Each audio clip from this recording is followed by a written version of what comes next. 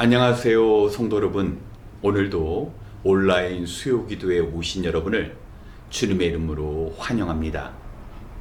우리는 사순절이라는 기독교 절기를 통하여 성경에 기록된 예수님의 십자가와 죽음을 묵상하고 TV와 같은 미디어 매체를 통해 러시아가 우크라이나를 침공한 후 참으로 비극적인 죽음의 소식도 듣고 있습니다.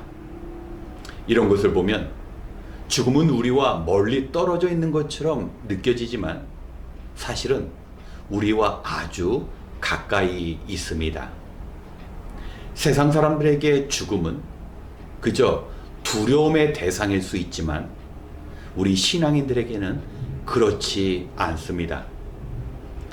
기독교 영성가인 헨리 나우에는 죽음은 우리에게 주어지는 가장 큰 선물이라고 말합니다.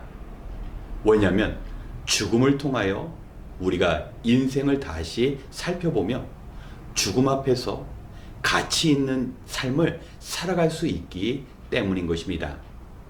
오늘은 요한복음 11장에 기록된 나사로의 죽음을 통하여 주님께서 주시는 죽음에 관한 교훈들을 살펴보도록 하겠습니다. 요한복음 11장 39절로 40절의 말씀입니다.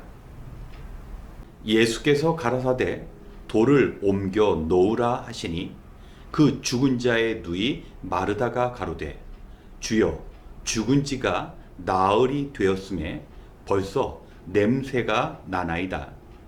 예수께서 가라사대 내 말이 내가 믿으면 하나님의 영광을 보리라 하지 아니하였느냐 하신대. 아멘. 방금 읽은 본문은 나사로의 죽음에 관한 이야기입니다.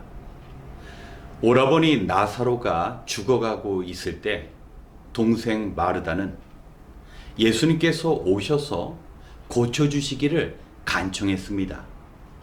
마르다에게는 예수님이 오빠를 낫게 하실 수 있다라는 믿음이 있었던 것입니다. 그런데 말씀을 들여다보면 예수님께서 마르다의 부탁을 들으시고도 이틀이나 그 자리에서 머무셨습니다. 정작 예수님께서 나사로를 찾으셨을 때 그는 이미 죽었고 무덤에 안치되었습니다. 주님의 사랑을 받았던 마르다. 그런데 예수님께서는 마치 그의 부탁을 외면하신 것처럼 마르다의 그 소원을 들으셨을 때 바로 나사로에게 향하지 않으셨습니다. 우리가 동일한 질문을 갖게 될 때가 많습니다. 분명히 주님께서 나를 사랑하시는데 왜 내 기도를 외면하신다라는 그런 느낌이 들까? 내 간절한 기도에 주님은 왜 즉각적으로 반응하시지 않으실까? 그런데 예수님께서는 죽은 나사로를 통하여 하나님께서 영광 받으실 것이라고 말씀하셨습니다. 그리고 무덤을 막고 있는 그 돌을 치우라고 말씀하셨습니다. 하지만 마르다는 우리 오라버니는 이미 죽은 지 나흘이나 돼서 냄새가 납니다. 이미 시체가 되었고 악취를 뿜고 있습니다. 이 말은 예수님께서 우리 오빠를 살릴 수 없다라는 믿음 없음을 나타내는 것입니다. 마르다에게 있어서 믿음은 예수님은 아픈 오빠는 낫게 하실 수 있지만 이미 죽어서 부패된 오빠는 살릴 수 없다라는 믿음 없음을 동시에 갖고 있었던 것입니다. 우리 역시 예수님을 믿는 믿음으로 구원은 받았지만 우리의 삶 속에서 가정과 일터와 교회와 이 땅에서 예수님께서 하실 수 없는 일이 있다는 우리의 불신앙을 나타낼 때가 많습니다. 예수님께서 죽은 나사로를 부르셨을 때 나사로는 살아서 걸어서 무덤을 나왔습니다. 하나님의 영광이 드러난 것입니다. 예수님은 살아계신 하나님의 아들이시며 능력의 주님이심을 사람들에게 알린 것입니다. 그렇습니다. 나사로의 죽음은 하나님의 영광을 나타내기 위함입니다. 우리가 묵상하는 예수님의 십자가, 그 예수님의 죽음은 하나님의 영광을 나타내기 위함입니다. 예수님께서 죽음에서 살아나시며 장차 죽은 우리 역시 살리시고 부활하셔서 하나님 우편에 계신 예수님께서 우리도 동일히 하나님의 나라로 인도하실 것을 나타내는 하나님의 영광을 위한 죽음인 것입니다. 사랑하는 성도 여러분, 우리 신자들에게는 죽음은 우리가 극복하지 못하는 그런 절대적인 장벽이 아니라 죽음을 극복하신 예수님께서 우리의 모든 삶의 문제를 해결하실 것이며 나사로가 죽음을 당한 것처럼 우리 역시 죽음을 맞이할 수밖에 없는 연약한 존재이기 때문에 죽는 그 순간을 위해 우리는 죽음을 대비할 수 있어야 합니다. 나사로의 죽음이 주는 교훈은 능력의 주님과 더불어 우리 역시 죽음을 대비하는 지혜로운 삶을 살아야 하는 것을 가르치고 있는 것입니다. 영원히 죽음이 멀리 떨어져 있는 것이 아니라 우리 역시 당장 죽음을 맞이할 수 있습니다. 죽음 앞에서 후회하는 인생이 되지 않도록 오늘 하루 주님께서 맡겨주신 그 일들을 최선을 다하여 감당할 수 있어야 합니다. 세상 사람들에게는 피하고 싶고 생각하고 싶지 않은 죽음이지만 하나님께서 죽음을 통하여 영광을 받으시고 예수 그리스도의 죽음을 통하여 임마누엘의 하나님을 우리가 경험하는 것처럼 우리 믿는 자에게는 소망이고 그리스도의 능력이 바로 죽음입니다. 죽음 앞에서 겸손해지며 죽음 앞에서 후회 없는 삶을 살아가시는 저와 여러분이 되시길 주님의 이름으로 축원합니다. 함께 기도하겠습니다. 참 좋으신 하나님, 오늘도 하루를 마무리하고 육신의 쉼을 얻기보다는 주님 품에서 느끼는 평안함을 더 귀하게 여기사 기도의 자리로 나오게 하시니 감사합니다. 우리가 주님 주신 말씀 붙잡고 기도할 때 우리 안의 절망과 두려움이 능력의 주님이 주시는 평안함으로 바뀌는 은혜가 임할 줄 믿습니다. 바라옵기는 온 성도가 주님 말씀처럼 그저 죽음을 세상처럼 두려워하는 것이 아니라 믿음의 눈으로 죽음을 통하여 드러나게 될 하나님의 영광을 바라보게 도와 주시옵소서. 하루하루 다가오는 죽음 곁에서 살아가지만 죽음을 준비하지 못하는 어리석은 범하지 않게 도와 주시옵소서. 나사로를 살리신 주님의 능력으로 늘 말씀을 묵상하고 기도하며 우리 삶 속에 선한 계획들이 세워지고 그 계획들이 주님 안에서 이루어지는 은혜 허락하여 주시옵소서. 하나님께서 우리에게 맡겨주신 귀한 일들이 있습니다. 세상 일 하느라 마음을 다 쏟아버려 하나님의 일이 등한히 여겨지지 않고 무가치한 일처럼 여겨지지 않도록 우리의 마음을 지켜 주시옵소서. 이제 한 마음 한 뜻으로 기도할 때 우리가 해야 할 일들을 보여주시고 그 일들 감당할 능력도 부어 주시옵소서.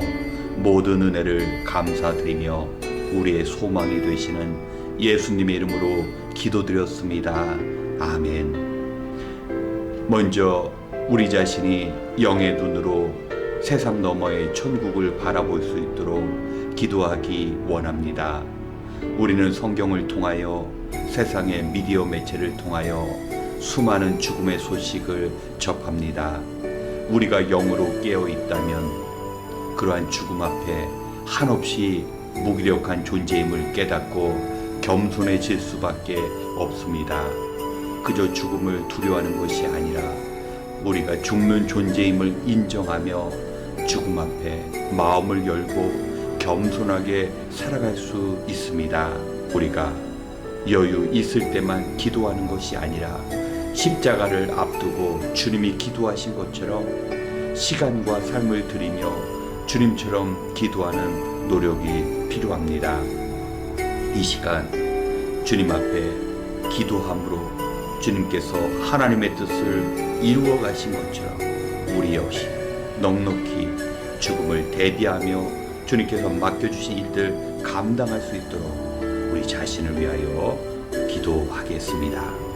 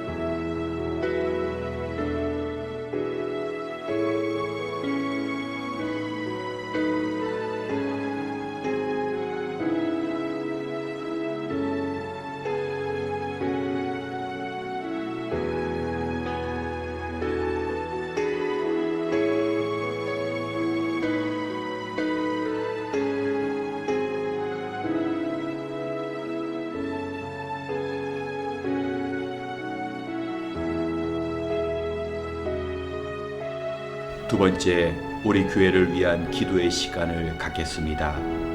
2022년 교회 표어는 주님과 동행하는 삶입니다. 마지막 시대를 사는 이때 성령의 도우심으로 이 땅에서 주님께서 행하신 그 삶을 우리도 살아가며 주님이 보여주신 그 인격을 닮아가는 성도가 되어야 합니다. 특별히 이 온라인 수요 기도회를 통하여 주님의 능력을 구하는 시간이 되어야 합니다. 비록 장소는 다르지만 함께 기도할 때 하나이신 성령 안에서 성도가 하나됨을 누리고 주님을 따르는 교회가 될 수 있습니다. 교회가 함께 기도하지 않으면 세상의 유혹으로부터 자신을 지켜낼 수 없고, 교회가 함께 기도하지 않으면 성도의 영적인 성장과 교회의 부흥도 기대할 수 없습니다. 교회가 함께 기도하지 않으면 주님께서 맡겨주신 사명을 온전히 감당할 수 없습니다. 우리에게 주어진 가장 우선적이고 중요한 것은 영혼을 구원하는 일입니다. 영혼을 구원하기 위해 전도하고 선교해야 합니다. 교회가 아니면 이 사명을 감당할 수 있는 세상의 기관과 조직이 없습니다. 오직 교회가 세상 사람으로 하여금 죽음을 지혜롭게 준비하는 그 일을 도울 수 있습니다. 이 시간 우리 교회와 성도에게 주어진 그 사명을 감당할 수 있도록 함께 기도하겠습니다.